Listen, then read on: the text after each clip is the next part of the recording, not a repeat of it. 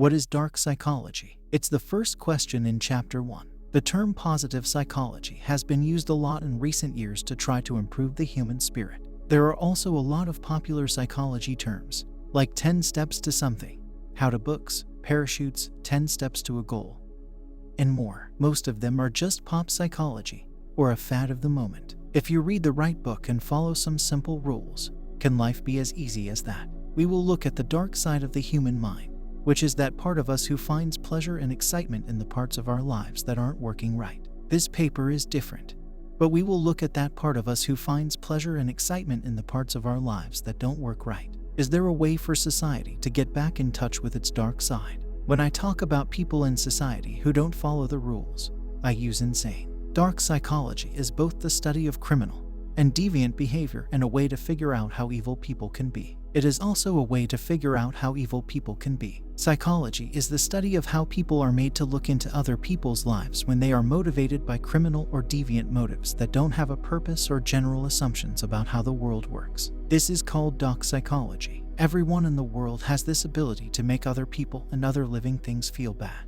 Many people don't like this kind of thing, but some do what they can to follow the prompts. A study called dark psychology is trying to figure out what thoughts, feelings, perceptions, and subjective processing systems cause predatory behavior that is different from how people think about human behavior in the present day. Dark psychology thinks that most crimes, deviance, and abuse are done for a good reason 99% of the time. It is the last 1% of dark psychology that comes from Adlerian theory as well as the teleological approach. Dark psychology says that there is a part of the human brain that allows some people to do things without having a good reason for them. As part of this theory, it's been called the dark singularity. It is first time we are going to look at how we can find out the dark side of psychological thought and behavior. We need to figure out what is normal and what isn't. We start with social norms, which is what we think is normal behavior in any society given a set of circumstances that don't agree with our own. A crime in Western culture is to strike another person violently, and it's a crime that doesn't make people happy. However, when someone is given permission by society, we call it violence. This could be a soldier in the act of war, a police officer in the act of apprehending a dangerous criminal, or a citizen protecting his family from a serious threat from another person. If you don't know the rules, you can misunderstand them in many different ways. The soldier who commits war crimes like genocide, the police officer who uses violence to intimidate a witness while interviewing them, or the citizen who violates another person's rights in order to improve their own position in some way. This is a list of people who have committed war crimes. There is a second measurement that is a moral one. How do we as a society decide what is right and wrong? Do laws follow moral guidelines, or do they become protection for the weak against the strong or the rich against the poor? Killing another human being is against the moral code. Most people agree that killing another person should be punished by an act of equal severity by the society that supports the moral legal system that its lawmakers have put in place. To most people, this has been a religious code of conduct, like the 10 Commandments of the Christian faith and other religious codes from Buddhism to the Quran. In the legal language and laws of a civilized country, people believe that God will reward them and punish them. People break these rules all the time, even though they've agreed to them. They live in a peaceful society that is run by agreed-upon rules that protect each person from harm, hurt, and abuse. Third, behavior that isn't regulated by law or religious beliefs, but rather by manners or being pretty. This is what the English would call this type of behavior. In this case, the way someone acts or what they do is seen as the way a person who is a high-ranking member of the society should act when they are in the company of other people. Often, these can be seen in the mannerisms of table mannequins, or when a man opens a door for a woman and lets her pass first. This shows that men have a responsibility to protect and defend women. It has been thought that some people don't think of women as sexy, and this has led to some people questioning women's rights. The fact that you are well-read and in the upper echelons of a society doesn't mean that you aren't a manner. It doesn't matter if you are English or Japanese. Humans have set up different ways to measure behavior, like law, morals, or social acceptable norms. They still have a wide range of behavior that isn't good for them or for others. This behavior can make them seem out of line with the law, morals, and etiquette of the rest of society. Sometimes, through the feeling of guilt, we all realize when we have broken the rules that we think are important for a well-run civilization. However, There are also people who don't care about other people's feelings when they are dealing out violence and death against them. They just think that their right to live without those rules and the freedom to live a life that isn't based on anything else is what makes them happy. The dark side. What does the man who plays with the dog, when he is annoyed by society that pays attention to him, do? At that moment, when the dog screams and howls in pain and fear, what does he feel? Is it because he likes to see an animal in pain? The way he acts and the way he cares for the dog that is defiant make onlookers feel awestruck. I don't know. It's because he's always with us from time to time. This is why the sense of psychological calm and rational thought that we all have goes away when we are stressed out by life's bad things or not having enough chances to do well. On the other hand, this man is rich and has all of his needs met, but he still enjoys watching his dog suffer at his hands, feeling powerful and superior to other people who he thinks aren't capable of getting what they want, and so giving up his employees and servants. This makes him feel good about himself. Those who think this way are only fools who believe that his kind are leaders and lawmakers. Using the example above, we can learn about a behavior that goes against our 3 social norms and the law.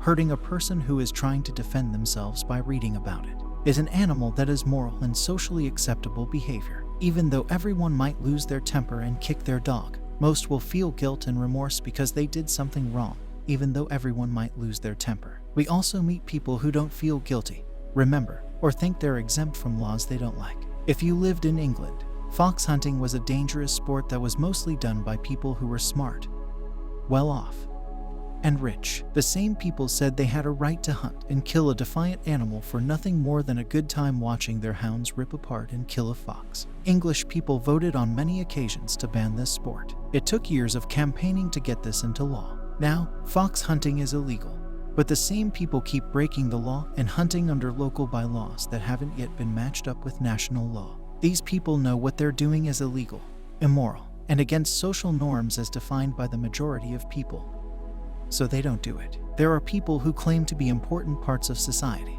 and they think their concerns should be above those of other people. In England, these people are members of the government, police, judges, and other people who control things like estate owners, land that was given to them by the king in the past by stealing from the poor. This is a surprising fact. To put it another way, the very people who should set an example to society for how to behave are also those who break the law and social norms. This is another example. In this case, we have to look at the crime. They are often seen as the bad guys of society because they come from bad backgrounds, bad families, and poor parental upbringing, which makes them look bad. But in society, the biggest harm done to the public is often caused by crimes committed by CEOs and government officials, such as embezzlement of public funds, stock trading, and the theft of assets and wealth. Because it is so hard to catch, this so-called white-collar crime goes unnoticed a lot of the time.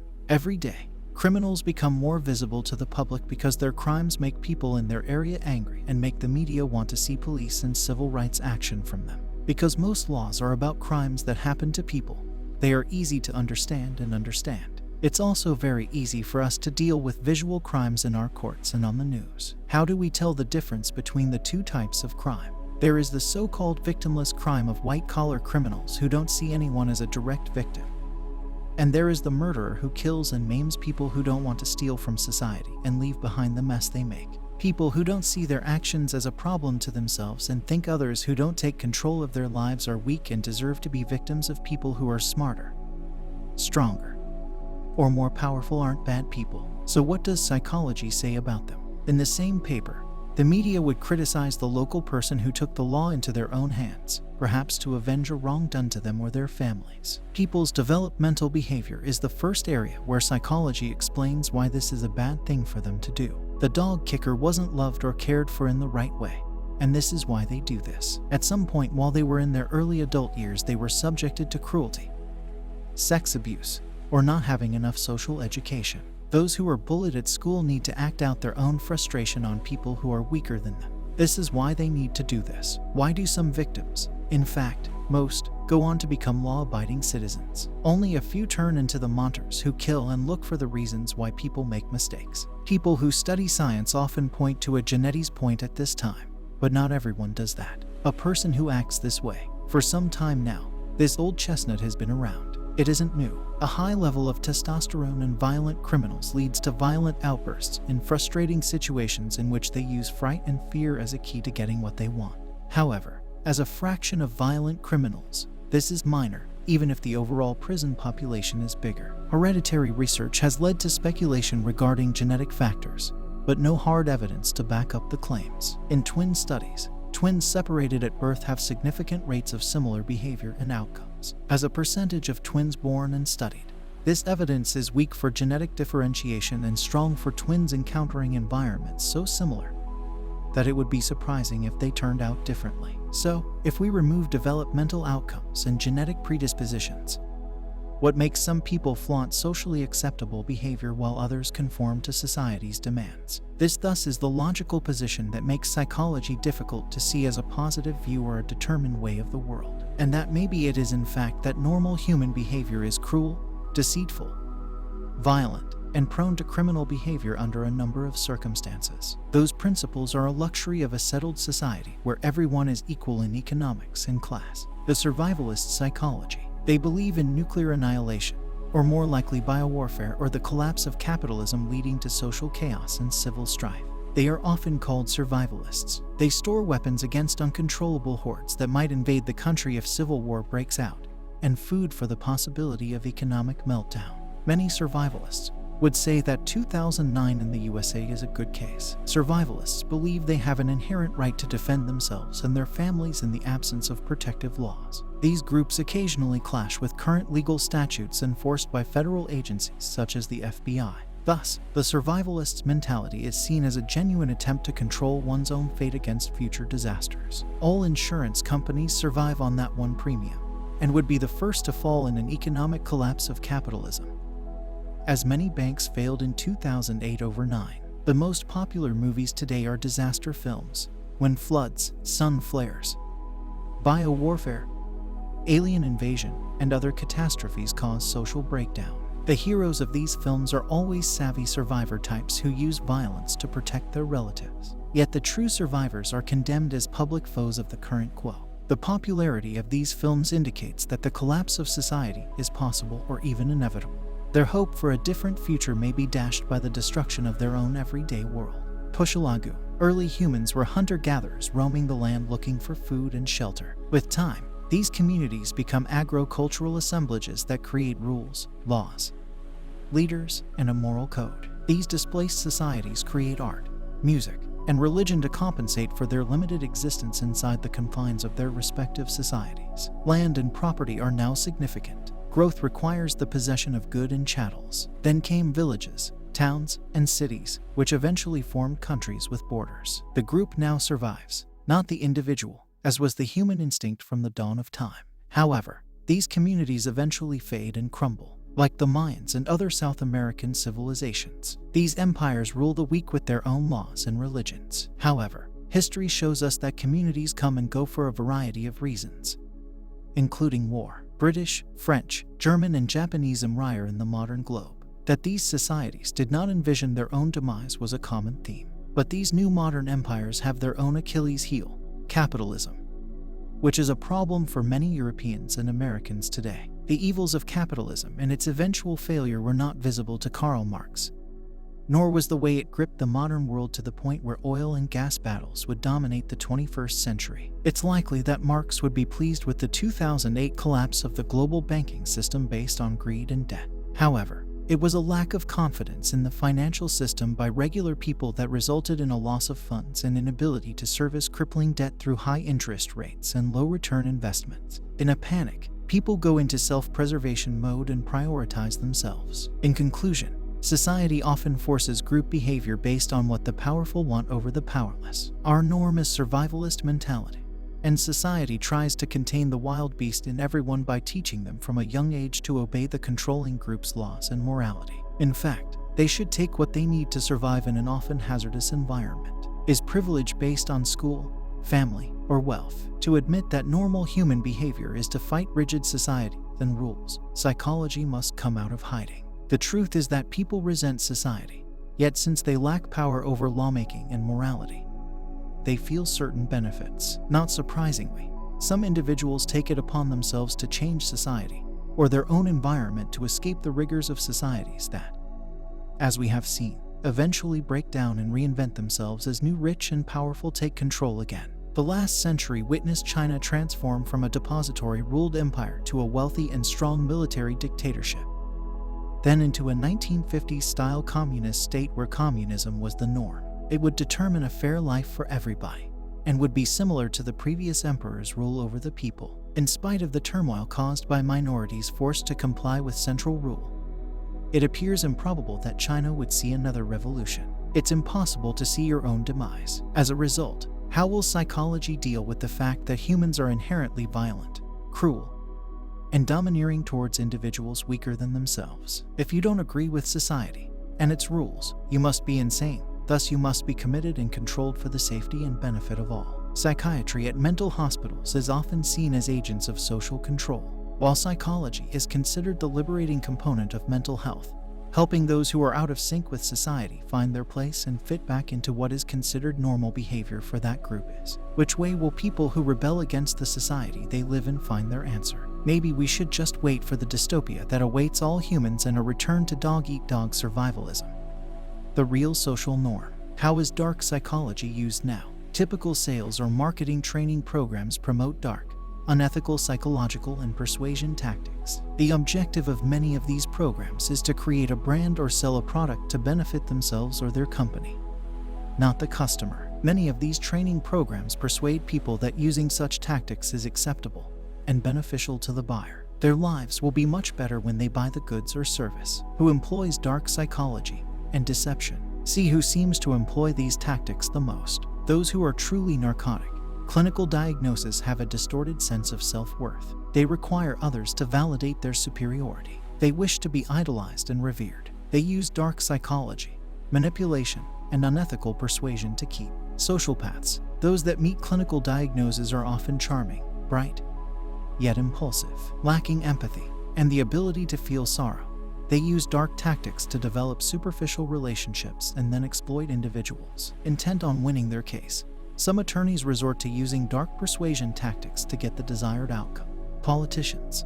Some politicians utilize dark psychology and persuasion strategies to persuade voters that they are correct.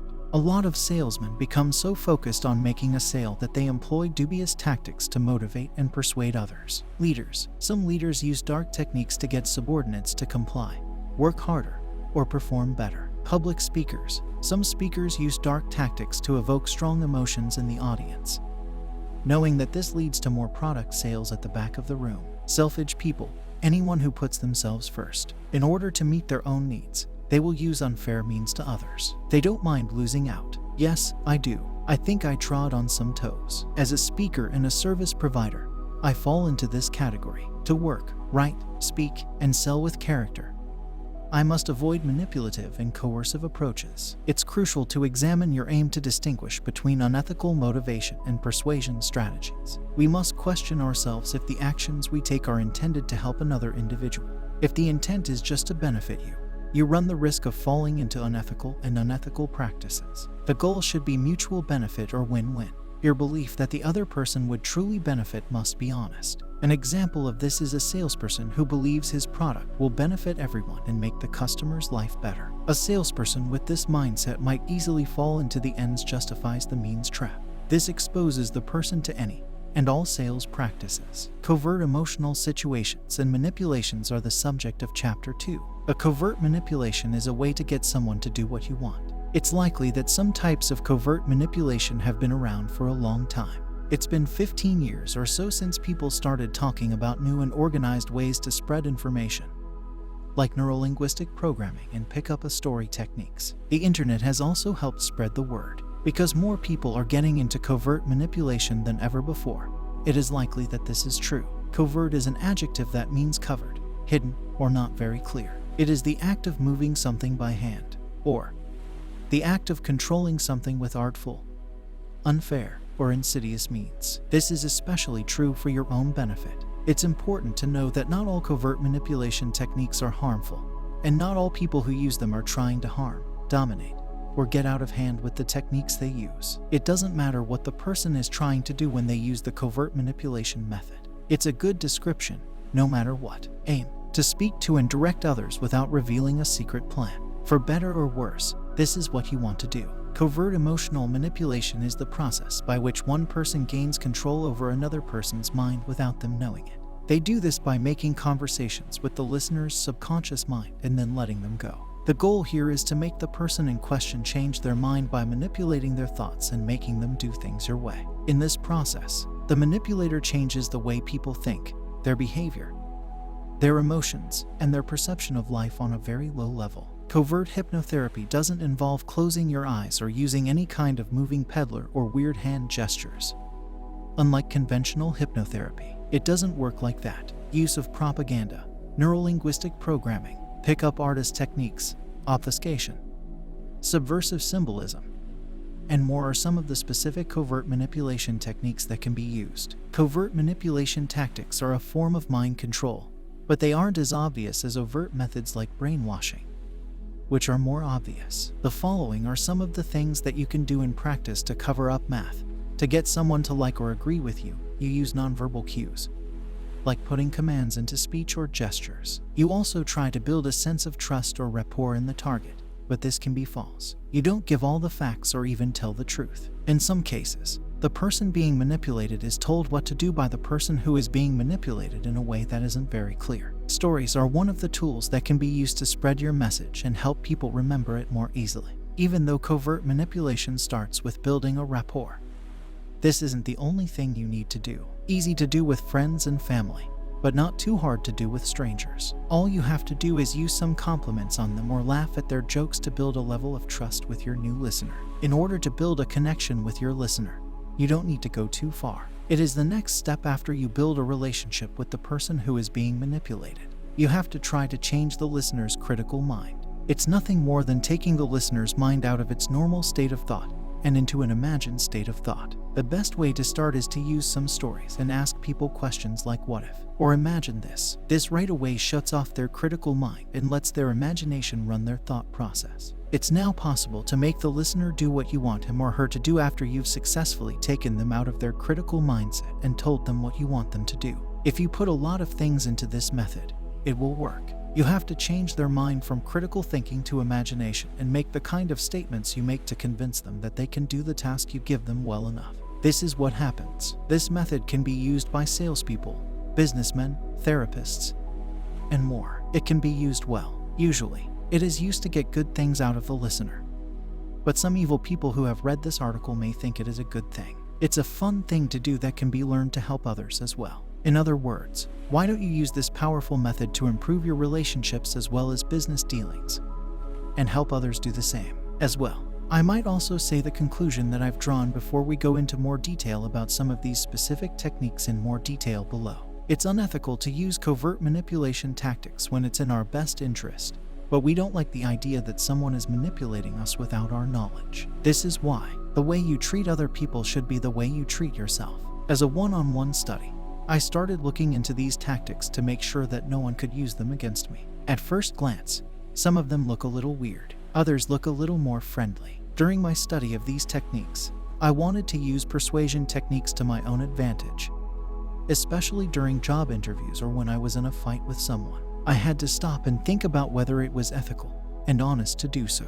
Wise people always ask, does this work? Would I like it if this were done to me? Is this knowledge something I can use for my own benefit and gain? Because even if we're okay with the idea of someone secretly manipulating us, that doesn't make it right for them to do so, in spite of how harmless they may seem to others.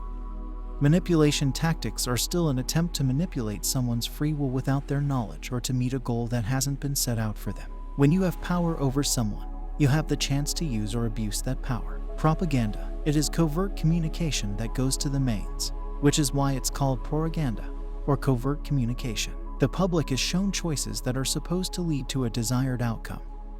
And some of these techniques include misdirection, social engineering, obfuscating relevant facts, and so on, as well as other things. If you want to be more effective, you can also use nonverbal skills. Because music appeals to the right side of the brain and the emotions, it is used to keep the logical side of the mind out of the way. Patriotic music is a good way to get people to work together or share their identities with a specific group or country. Propaganda. like other covert manipulation tactics, is usually seen as unethical because it is subversive. It is an attempt to get around the free will of the individual and the group by nefarious or shady means. Programming in neurolinguistics. NLP is a group of techniques that have become popular because of the New York Times. Agree and self-help moves can be used in conversation, self-improvement, and behavior change. NLP, most likely, has two main goals. You can use it to teach your own mind how to break bad habits, become more productive, and so on.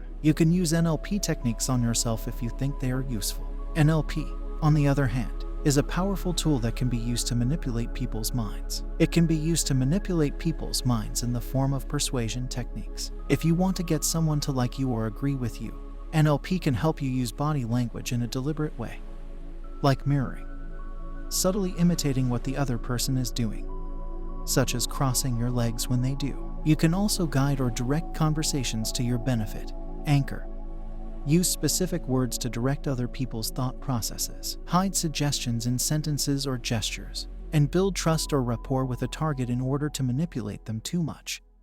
But this isn't always the case. If someone uses NLP on you, you need to know about it so that you can defend yourself and respond effectively. NLP supporters don't want to use traditional debate and history skills. They have to use subterfuge to make their points. A few examples of people who don't like subversive NLP are people who point out when someone is bothering them.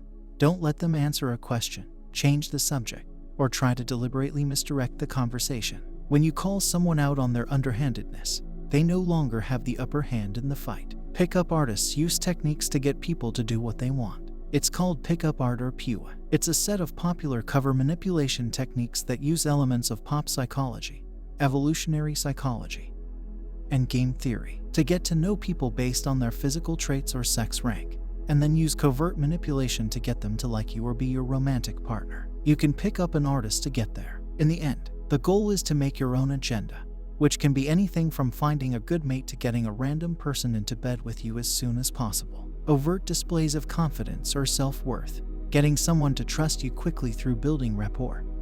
Subtly putting someone down, negging to show your own superior worth, tousing someone in order to quickly escalate an acquaintance sexually, and so on and so forth. It all depends on the person who is using the PUA. A lot of the people who don't like PUA are feminists who think that PUA is used by men who want to get women. While some PUAS are predatory, I would say that gender issues aren't important to the ethical issues that come with PUAS. I know that most PUAS are men, but some are women. Here, we don't talk about what people call feminism or the rights of men. I say that PUA can be unethical when used by both men and women at the same time. Any belief system that promotes the dominance or superiority of one group over the other is wrong. There are two types of people who balance and people who get along with each other. People who don't try to dominate their opponents naturally become egalitarians. The first ethical problem with PUA is that it doesn't do enough to be fair. You don't approach someone from a position of equality or human dignity. Instead, you approach them from a position of dominance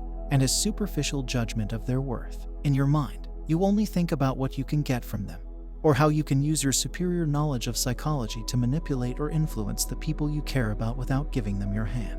If you are not an expert in PUA, even if you are not, the practice of the same includes hidden power over other people. And for less ethical pickup artists, using that power to get someone else. There are a lot of good and bad things that happen during the courting process, and I know that it can be hard to meet people. In other words, that doesn't change the fact that being honest and assertive about your wants is ethical and tells us a lot about who you are. People who use dishonest and covert ways to game people or make them feel safe are not being honest. The fact that PUA works is a sad commentary on the current state of humanity's intelligence and morals.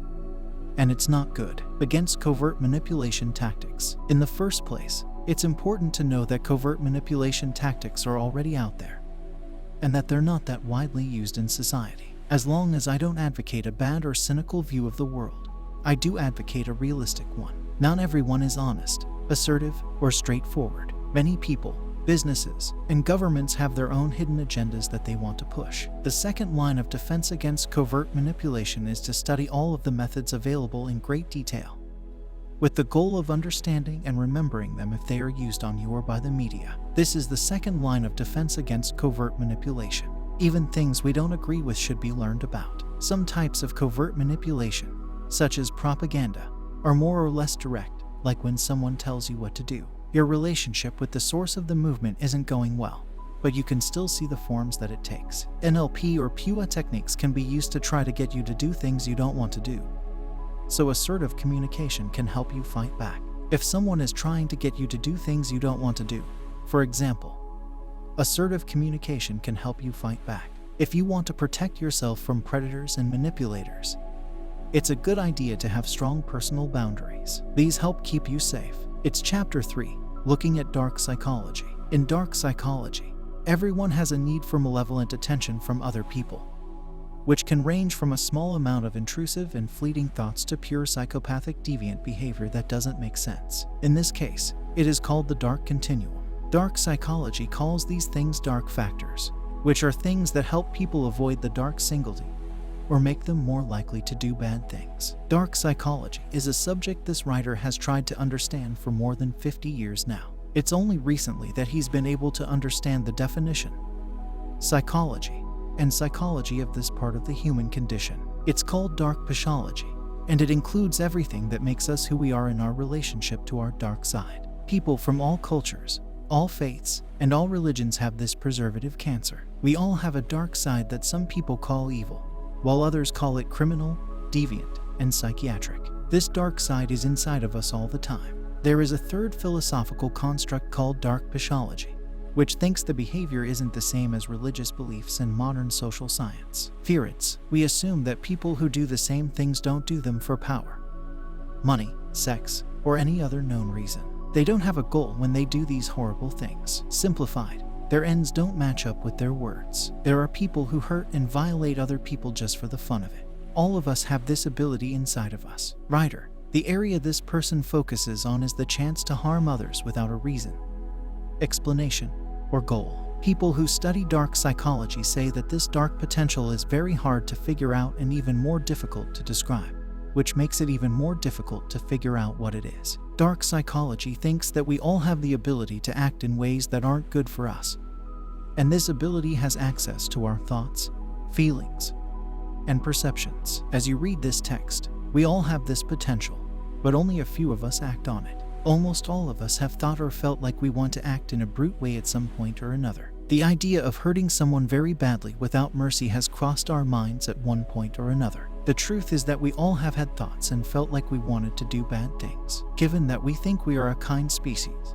one would like to think that we don't think these thoughts and feelings are real. We all have these thoughts, but we don't act on them. Dark psychology says that people who have the same thoughts, feelings, and ideas but act on them in different ways are out there. The obvious difference is that they act on these thoughts, while other people just think about and feel like they should do this. This is why they are different. In dark psychology, it is said that this predator style is purposeful and has a rational, goal-oriented motivation to do it, which is why it is so effective. Religion, psychology, and other dogma have tried to explain dark psychology in a way that makes sense. It is true that most human behavior that is linked to evil actions is purposeful and goal-oriented. Dark psychology, on the other hand, thinks that there is an area where these things seem to be vague.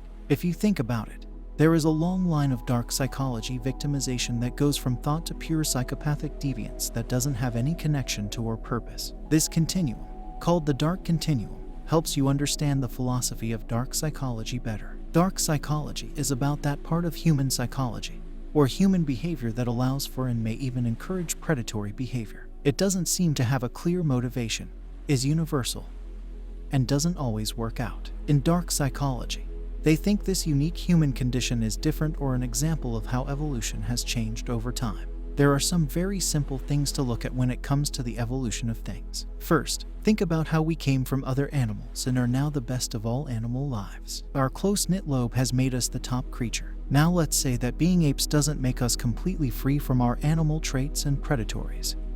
But it does. Is this what you believe? If this turns out to be true, then you think that all behavior is based on three basic instincts: sex, anger, and the instinctual drive to be happy are the three main human drives. People who are the best at what they do get to live, and people who are good at what they do get to reproduce. We and all other living things work together to make and stay alive. Aggression happens for three main reasons: to mark our territory, to protect our territory, and to win the right to procreate. It sounds romantic, but it is no longer part of the human condition in the truest sense of the word. Dark psychology thinks that this dark side is also unpredicted, so it doesn't make sense. It is hard to understand who acts on these dangerous impulses, and even more difficult to understand how far some people will go with their sense of mercy completely gone. There are people who rape, murder, torture, and break things without having a reason or a goal. Those who act like predators and search for human treasure without clear goals are called dark psychology. To us and to every other living thing, we are very dangerous. They try to find out why these things are dangerous. A lot more readers can see how dark psychology works, the better prepared they are to reduce their chances of being victimizable by humans. To start, you should have at least a basic understanding of dark psychology before you go on. People who write later on will go into more detail about the most important parts of this project in future manuscripts. Following are 6 things you need to know in order to fully understand dark psychology.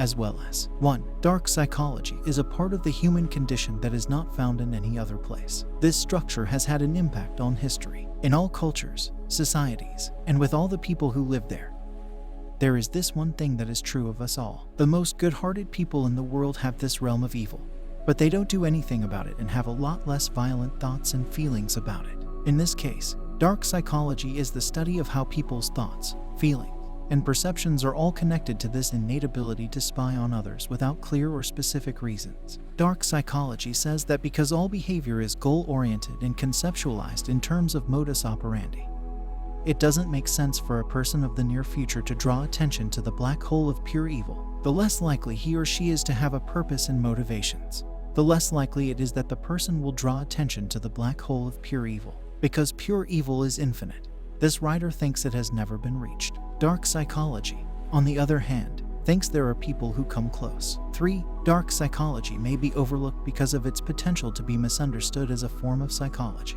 History is filled with examples of how this latent tendency to show up as active, directive behavior can be shown through history. Psychiatry and psychology today say that the psychopath is a person who wants to forget about what he has done. Dark psychology says that there is a range of severity, from thoughts and feelings of violence to violent acts without a good reason or reason. The severity of the dark psychology isn't made less or more heinous by the behavior of victimization, but it shows a range of inhumanity. When you compare Ted Bundy and Jeffrey Dahmer, you can see how simple it is to do. Each one of them was very serious about his or her work and very careful about how they did it. Ted Bundy killed people and made them feel bad because of her psychopathic evil, while Dahmer killed people because he wanted to be in a group. Dark continuum. Both of them would be at the top of the list. Jeffrey Dahmer, though, can be better understood because of his psychic desperate need to be loved. 5. Dark psychology thinks that all people have a chance of getting hurt. This ability is built into all humans, and a number of internal and external factors make it more likely that this ability will show up in volatile behavior. These are behaviors that are natural and, at times, don't need to be thought of. This is how dark psychology thinks humans change the predator-prey dynamic and lose all of their motivations, which are thought to be part of the planet's living organism. There is no other living thing that shares dark psychology. In other words, violence and chaos are possible in other living things, but humanity is the only one that has the ability to do so without a reason. 6. If society knew more about the real causes and triggers of dark psychology, they could better recognize, diagnose, and possibly reduce the risks it poses. Getting to know the ideas of dark psychology is good for 2 reasons. Accepting that we all have this potential for evil allows those who know this to cut down on the chances of it coming out.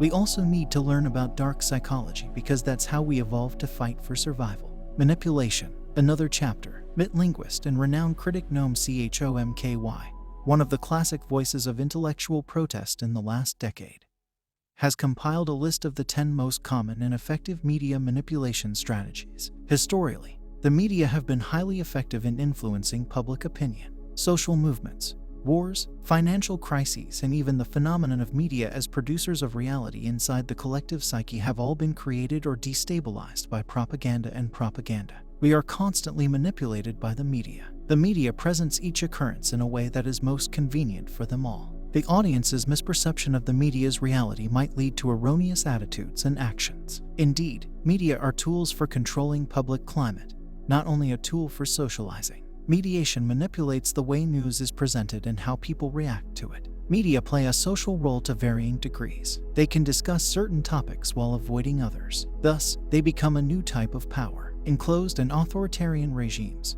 media seeks to persuade the public that we should accept unconditionally all political and social actions of the government. So they join the state power bodies. In open and democratic societies, the media act as a link between the authorities and the people. Institutions should communicate with society, and vice versa through them. Media competition leads to news and information differentiation, sometimes called media manipulation. To understand these psychological tools, we must first identify the most common ways used to understand them. Unfortunately, Chomsky has been tasked with synthesizing and exposing these techniques, some more obvious and opportunistic, but all equally effective, and, in some ways, degrading. Creating manufactured difficulties and then magically solving them are some of these approaches. All of these are populist steering strategies. Several places refer to Sylvain Timsit. The French-speaking interdisciplinary journal ends a research elsewhere. Noam Chomsky is incorrectly listed as the author of Les Cahiers Psychology. It doesn't matter to me if the strategies were intended to be satirical or not originally. Less important is the fact that the strategies are simple, realistic, and easily achievable. We can all agree that mainstream media is not the only source of knowledge. The list will likely be rejected by anyone who believes in a liberal pluralism in which there is no power center, no elite, and no rule in society, but many different groups of actors who exercise their influence in a balanced fashion. Guidance. The strategy of diversion is used to divert public attention from difficulties and significant changes decided by political and economic elites. The mind gets more docile and less critical as a result of continual diversion in trivial information. It is also essential in preventing mass interest in science, economics, psychology, neuroscience, and cybernetics. Insignificance is the keyword. Attention is a scarce resource. To organize a democratic society where a minority profit while the majority has to watch, it requires a majority to be occupied with such things. Such a state of diversion was reported by Juvenal of the Roman Republic. Read and ponder. Consider the conditions of long-term Jew in existence, and then examine how the relationship of employment time or attention expense to long-term Jew in existence may reveal a form of inversion of things. Advantages of medium fat versus standard margarine, etc., are used to make particular themes more meaningful. Shredding civil rights, torture, mass murder, and secrecy through Western models. Promoting war, racism, and precariousness in society, and so on. Problem, reaction, and solution cycle. This approach is known as problem, reaction, solution. They build a situation to elicit a reaction from the audience so that this becomes the accepted norm. As in, the population will become more accepting of the laws and policies that restrict their freedom if urban violence is intensified or organized, forcing the people to accept the abolition of social rights and the demolition of public services as a necessary evil. When societal issues are designed to evoke a certain demand for orientation in the populace, a solution in the intended direction is possible from the start. A serious crime is committed when people's living conditions deteriorate.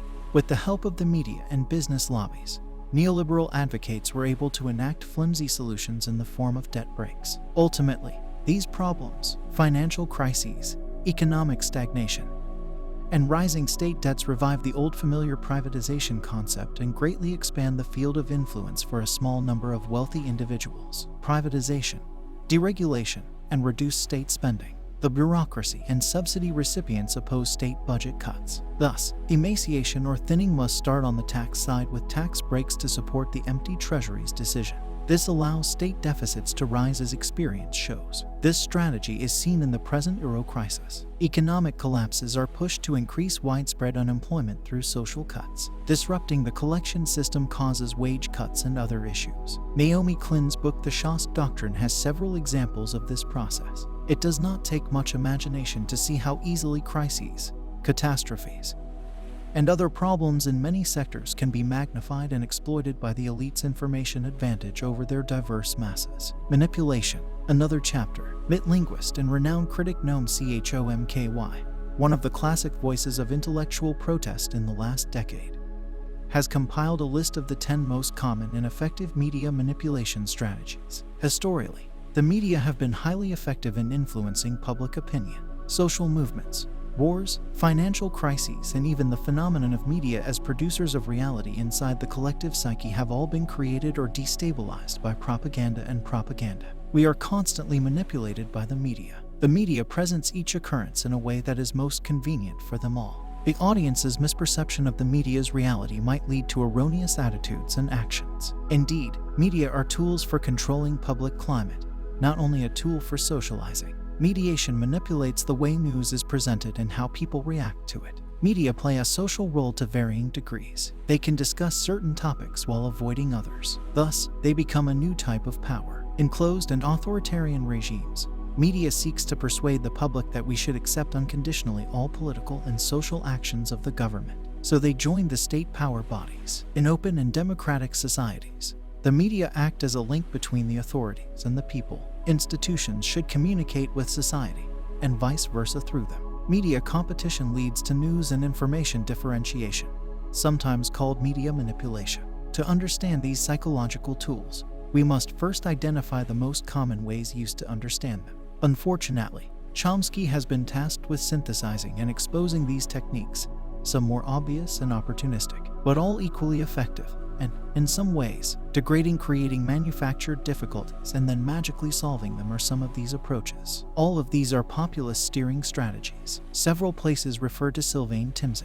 The French-speaking interdisciplinary journal ends a research elsewhere. Noam Chomsky is incorrectly listed as the author of Les Cahiers Psychology. It doesn't matter to me if the strategies were intended to be satirical or not originally. Less important is the fact that the strategies are simple, realistic, and easily achievable. We can all agree that mainstream media is not the only source of knowledge. The list will likely be rejected by anyone who believes in a liberal pluralism in which there is no power center, no elite, and no rule in society, but many different groups of actors who exercise their influence in a balanced fashion. Guidance. The strategy of diversion is used to divert public attention from difficulties and significant changes decided by political and economic elites. The mind gets more docile and less critical as a result of continual diversion in trivial information.